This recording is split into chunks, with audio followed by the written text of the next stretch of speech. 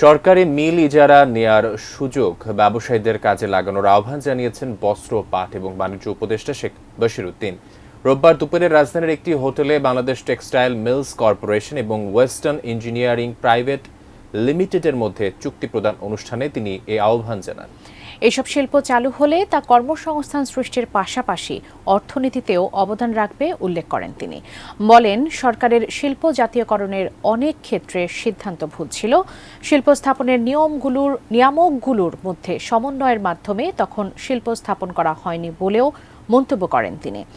এ সময় উপদেষ্টা আরও বলেন, কুড়িগ্রাম টেক্সটাইলস মিলের মতো আরও কিছু প্রতিষ্ঠান বেসরকারি খাতে ইজারা দেওয়া হবে।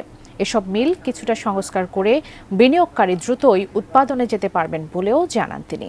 বিটিএমইএ ও বিজেএমসি বিনিয়োগকারী খুঁজছে বলে উল্লেখ করেন উপদেষ্টা।